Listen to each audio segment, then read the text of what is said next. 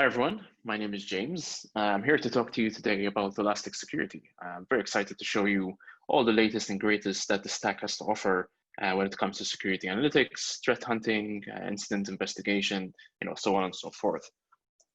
Just very briefly about myself. So I'm a security specialist at Elastic, typically working in the EMEA region. I've been using Elastic for a very long time, quite a few years now. Joined the company just under 2 years ago. And what I do is essentially help our users, our community, our customers into how they can deploy and use our technology for security analytics. Obviously, over the past couple of years, we've been really focused on making that experience easier. So, even though we've been used for security analytics for a very long time, initially it was mainly for the threat hunting use case, just because of how much data Elasticsearch can store and search through very quickly. It became very popular as a way to start, offloading massive data sets for threat hunting teams. As time passed by, though, a lot of our users started to go beyond that. They really wanted the traditional security analytics and SIEM capability that most of their existing tools provided, because they already had all this data inside of Elasticsearch. So literally just under a year ago now, June 2019, we launched the first version of our Synth.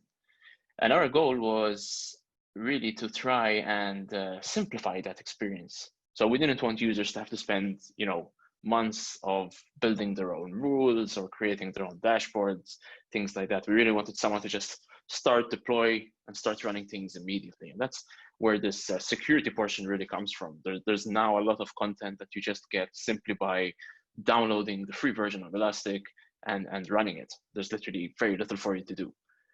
However, if we did want to, you still have all the existing functionality. So if people did want to create their own custom visualizations, if they did want to create anything when it comes to customized content or data sources or feeds, that is still all possible. So we didn't take any of that away. We just added a tremendous amount of goodness for anyone to get started using security on Elastic very quickly. Obviously, as being an open source company, we have the leverage and power of the entire security community.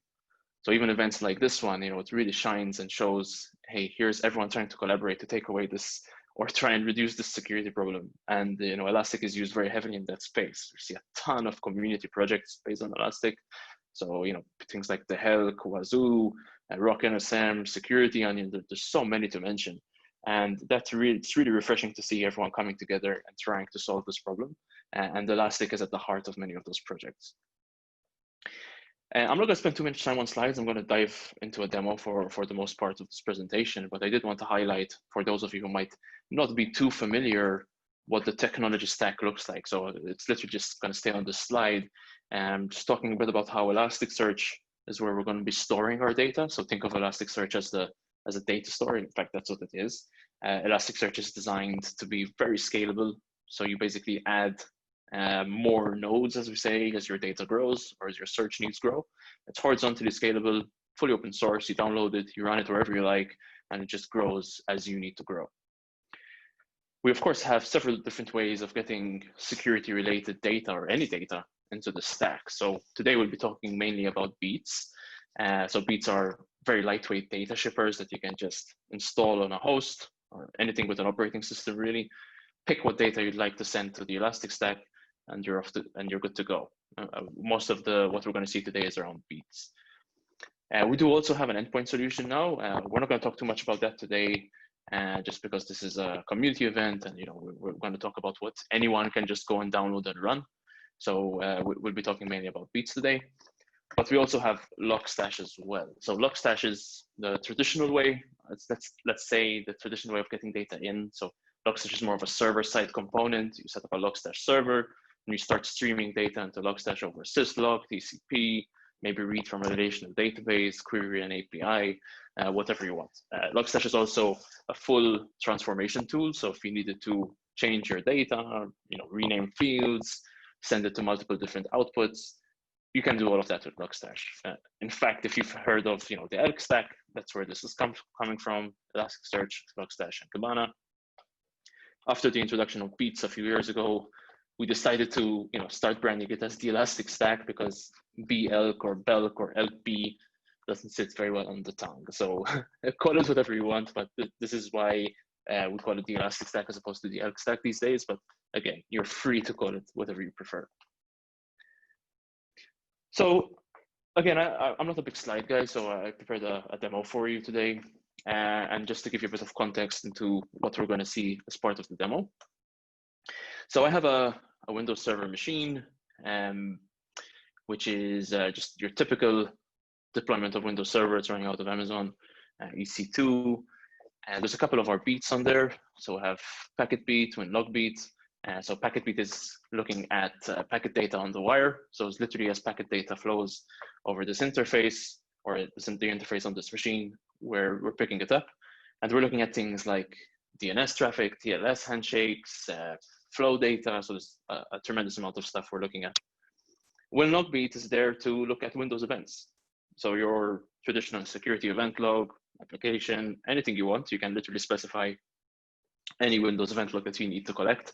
It will grab it, parse it, and send it to the Elastic Stack.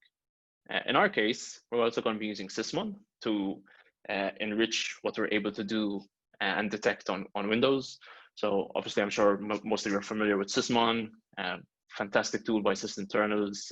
Literally, if you really want to do security analytics and collect forensic information from Windows, Sysmon is the way to go. And to help us and really highlight how much the community has helped here, I'm using a Sysmon configuration by the community, by Olaf Hartong. So shout out to him. He does a fantastic job with this configuration. He actually built like a modular way of adding in different Sysmon rules, which is fantastic. And it's also enriched with the MITRE ATT&CK framework. So I'm sure most of you have heard of this. You can't really walk outside today without hearing about MITRE ATT&CK framework. So we're going to be using that and leveraging the MITRE ATT&CK framework and its taxonomy to help when we're doing our investigations and analytics. And very simply, so all this data from these two beats is being sent, in this case, straight to Elastic Cloud. It doesn't really make a difference where, in terms of where your deployment of Elastic is. I just use Elastic Cloud for simplicity, but you can have this on-prem, you can host it in your own private clouds, wherever you want. There's literally not going to be any difference where you deploy this. So that being said, let's dive right in. And let's start off here. So for those of you who have never seen it, this is Elastic SIEM. So this is Kibana more generally, but we're in the SIEM section of Kibana over here. And really, again, what we're doing here is we're just trying to ease people who want to do security analytics without having to build too much content themselves. This has grown tremendously over the past couple of months. You're going to see a few features here which potentially you haven't seen before. And we're running the latest version as of today, which is version 7.7. And we're going to be talking about other parts of Kibana, but just before I start talking about the SIEM, so I will give you some examples there. I do want to highlight that all the data that you're sending to Elastic can be used throughout any component. You don't have a restriction of just using it in the SIEM. You can literally use this data wherever you like or you need or whatever your teams prefer. We give you the content out of the box if you want to use it. If you decide I'd rather build my own, that is always going to be a possibility. So I just wanted to highlight that. All right, so in the SIEM, I mean, we start off with an overview, which is quite typical. So we have a breakdown of rules that are being detected. So we ship with quite a few rules out of the box, I think about 130 as of this version. They're looking for a wide variety of different adversarial behaviors. So we're going to be looking at some of those today. You can see within this view, they're already mapped to the MITRE ATT&CK framework. So you can see there's you can split by a list of tactics, you can change the rule name, whatever you want, and whatever you prefer as an analyst.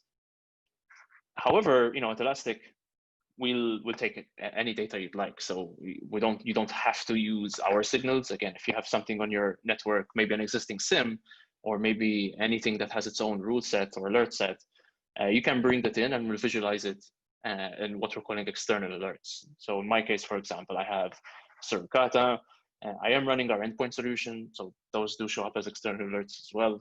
But any device or bit of software that you have, which is generating its own alerts, they're going to show up here and you can view them as external alerts. So any device or tool that you'd like, you can bring them in here and it will just work. We have a breakdown of events that we're receiving. So there's quite a bit going on here. So we're going to be talking about that one machine, which mainly has WinLogBeat and PacketBeat. But as part of the rest of my SIEM solution, I do have FileBeat, which is looking at things like SSH logs on Linux. I have AuditBeat, which is looking at the audit daemon framework, file integrity monitoring, so on and so forth. So the machine we're going to be working on as part of the example has WinLogBeat and PacketBeat, but there is other data flowing inside of this particular SIEM instance. We also have a bit of a breakdown of what's going on, how are people using the SIEM right now. So we recently introduced the concept of cases. So as you're going through an incident and you'd like to start collaborating with other people in the team or other teams potentially, we now have the option of cases built right in. And any recent cases that either have been opened by other members of the team, or you can switch to cases reported by yourself, they will show up over here. We'll talk about that in as part of the demo. We also have the concept of a timeline. A timeline really is an investigation. So we're gonna be using the timeline a lot today, but any recent investigations that are happening, you'll be able to see them right over here. As well as a news feed. So, at Elastic, we do have our own, protections, research team, people looking at malware samples, writing rules. And we really wanted a nice way for anyone using the SIEM to get any updates from them as quickly as possible. So instead of us sending out like a marketing email or a sales email, because most analysts don't see those things, we publish them straight to the eyes of the analyst, which is pretty cool. So you basically, as we're working on new stuff, we can publish them, send them here, and you'll be able to see them as someone using the SIEM pretty much hands-on. This is configurable, so you can turn it off if you're not interested in this. In the future, we'll probably allow you to configure your own news feed, but right now it's either Elastic's or you can turn it off. Let's go ahead and, for the sake of this, let's dive into our detections page. So again, as of this version, we're shipping with quite a few detections out of the box. And just to give you a bit of context into what we're going to see here. So that machine that I had, let me bring it up here. Just a second. There we go. So I made a mistake. I said it was Amazon in the slides, actually Google. I remember I did change it. So I apologize for that minor detail. But on this machine, I have those beats running. And I detonated this malware sample. So I'm sure some of you are familiar with this. It was from the Helix or APT34 group. It was a phishing campaign, sent this email, had a Word document with a couple of macros in it. And as soon as you click on it and enable execution, it starts running a bunch of stuff. So there's actually still going on. So it was still running up until a few hours ago. So I want to show, based on this real sample, what you're able to detect and investigate pretty much with the out-of-the-box configuration of the Elastic Stack. So again, I haven't done too much custom work here at all in terms of the SIEM. It's literally what you'd get if you went and downloaded it and ran it today. The same from the data collection perspective. So the beats are the out-of-the-box configurations, plus the Sysmo configuration, which is on Olaf's GitHub page. So this is all literally I downloaded and started running. I haven't spent hours or months or weeks preparing stuff in terms of content to detect. So that's running there. So I just want to give you a bit of background on that. And let's see what we were able to detect. So I started running this last night just to prepare for the presentation, but it was still going up until this morning. I do want to show what was initially detected when I ran the sample. So you can see here immediately after, if we let's scroll, let's order these chronologically. So sort by timestamp.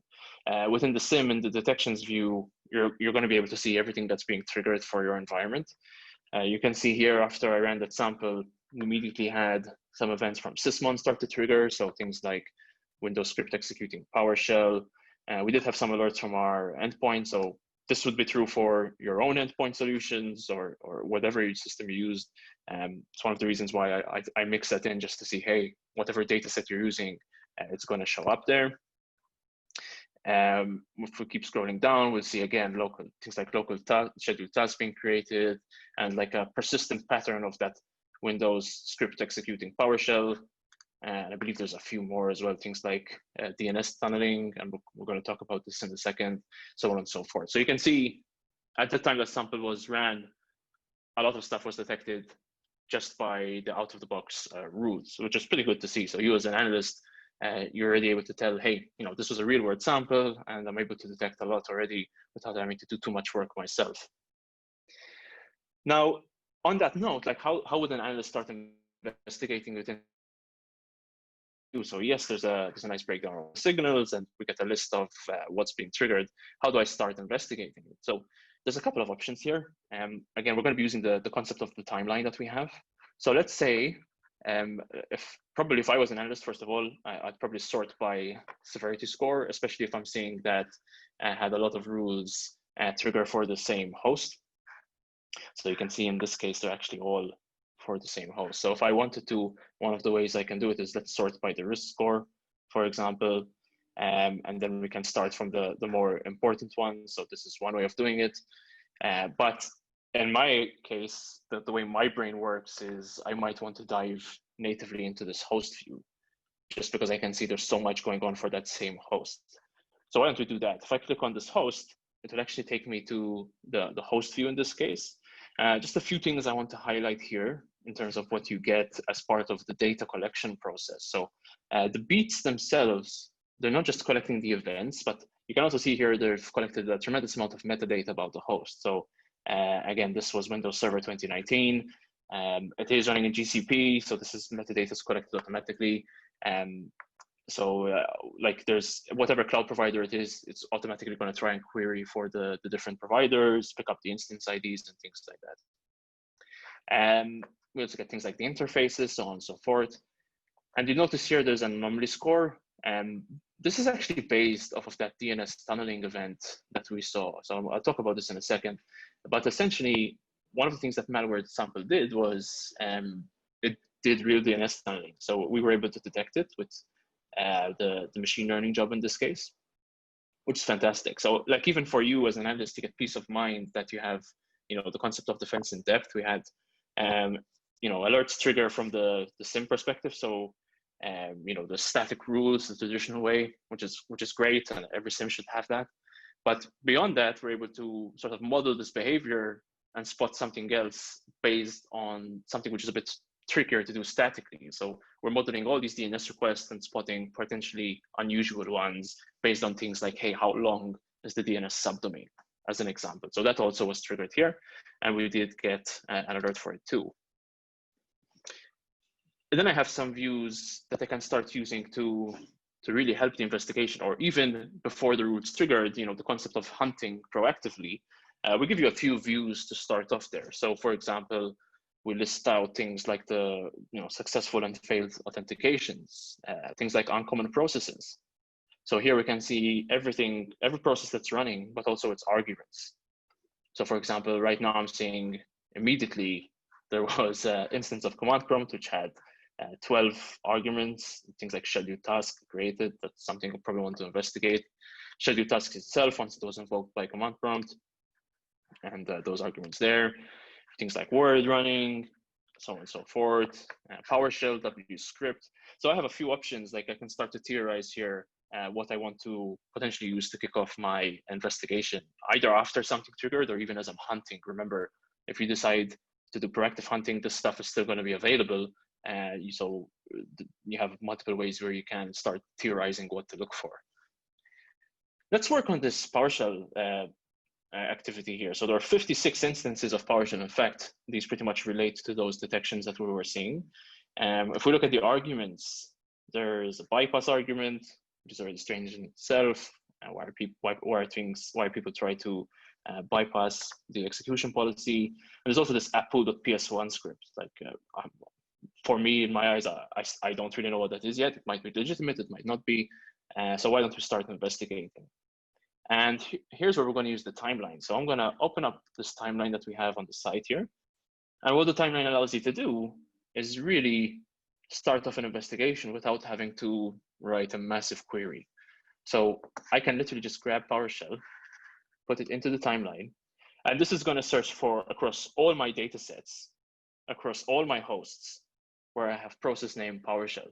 This is using in the background what we call the elastic comment schema, which is essentially a field naming convention, which is really handy if you want to search for the same thing across multiple different data sets across your entire environment.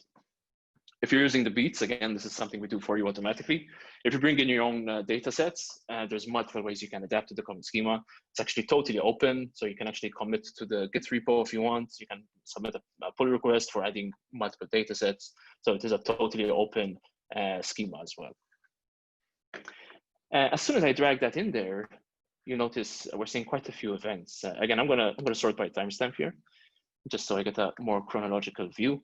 And immediately the first event we see is a creation event happening from the endpoint. We see process create from sysmon.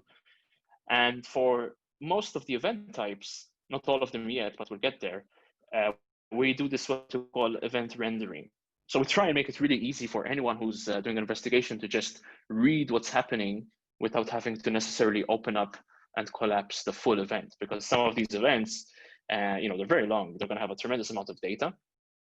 So wherever we can, we play it out like this. So basically, this is saying, James in this domain on this host started PowerShell, and these were the arguments via this parent process. So I can already see that the parent process of this PowerShell script was wscript. So why is wscript calling PowerShell as an example? We can see a lot of different stuff already. So there's quite a few DNS events going on, and we can see that it's already a bit unusual. The subdomains are quite long and strange, and they're all happening for this with your face.com domain. Again, you can see it's very easy to read something like a DNS request, so it's pretty cool to have that. The events will be rendered differently depending on the data type and depending the data set. So I don't know if I have any examples here, but if you had things like flow events that show up, and it will show you like the byte size and things like that. So it's pretty cool. It makes it much easier as an analyst to digest and read. Remember that we said this is enriched with the MITRE ATT&CK framework in terms of both the rules that are being triggered. That's something we do for you on the SIEM side. But as data's coming in, if you wanted to use that to aid your investigation, of course you can do it. So what I'm going to do is I'm going to enable those columns just to help us and see if there were any MITRE tactics that were hit as part of this data set. Let's go ahead and filter these down so it makes it a bit easier. And you can see these are all categorized by the type. So I have a threat type here, and we have, in my case, I'm going to enable threat technique name and threat technique ID. All right, so now I can be able to see them here.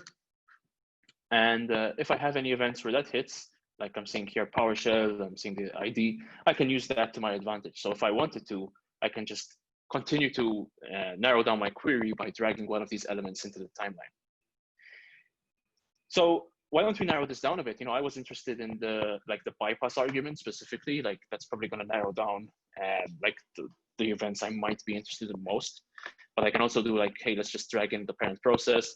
I can also, instead of dragging and dropping, if I'm not too much of a fan of that, I can search in the traditional way as well. So why don't we do like process.args, and you can see how we're suggesting here like what fields are available, and we can do something the bypass. Why don't we head and do bypass? The field is args, not arg, my mistake. And now we get all the events from all our data sources where we had process arguments that contain bypass, which is great. So we narrowed that down quite a bit. Again, we can see quite a few PowerShell techniques, pretty much what we expect. And yeah, so we're starting to narrow down our query, we're doing our hunt. Maybe I wanted to only include where I had this argument as well, so I can just add that to my query, see what happened there. As I'm dragging in, I can also decide between an and or an or.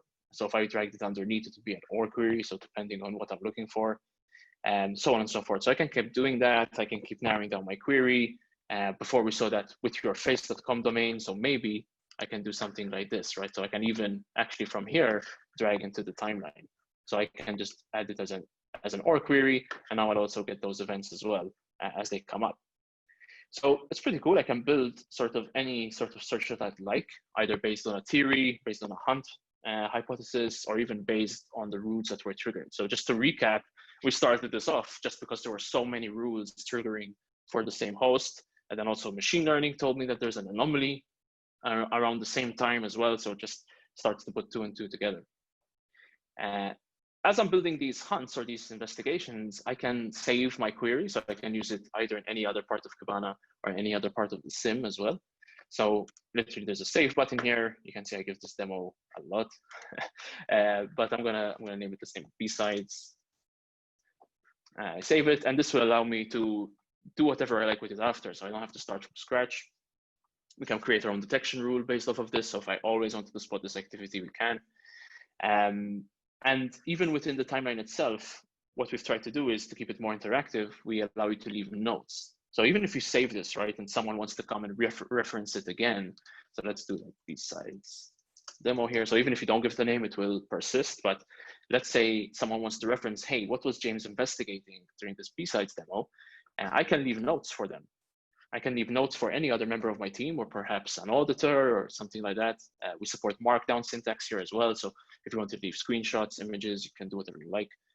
So we do support that at a timeline level, but also at an individual event level. So as I'm going through these events, I can do something like, you know, hey, this is suspicious. I've done so-and-so to investigate, for example. And I can leave all my steps, screenshots, again, whatever I'd like, add a note, and it will keep track of who left it and at what time. So we're keeping all track of all of that as well.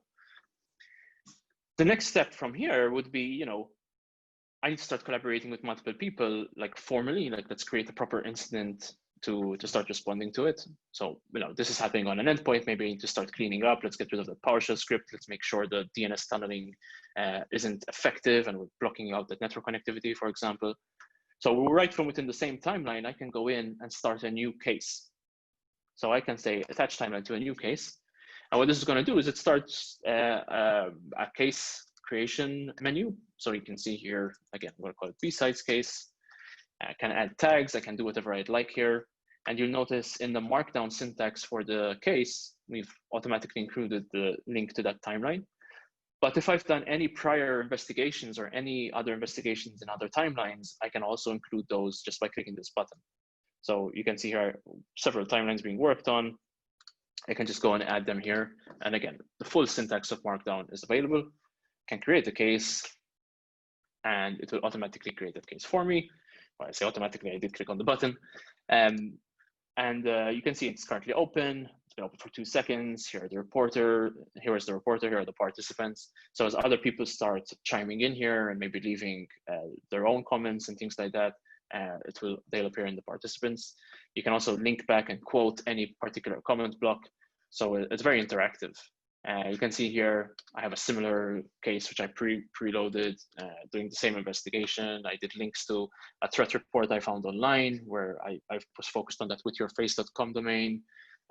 Michael Scott chimed in here. He wanted to start cleaning up the endpoints, but he did another investigation and found that PowerShell stuff. So it can be really collaborative if you need. There's also a feature here if you have a commercial subscription to push to ServiceNow. So that's also an option there. If you have ServiceNow in your environments and you want to send it there, that is available. And we'll be adding more systems in the coming releases. But it's pretty cool to have that capability to just push it as a incident. Last thing I'm going to highlight as part of the detection. So far we've seen, just refresh this page. We've seen what detections were triggered for that rule, but what does it look like if I wanted to dive into a specific detection? So for example, we saw the DNS tunneling one. What if I needed more information about what that is, what it's doing, what it's querying? So I can actually, instead of going in here and going to the timeline, I can just click on one of these, and it will give me all the detail I need about that specific rule or the detection.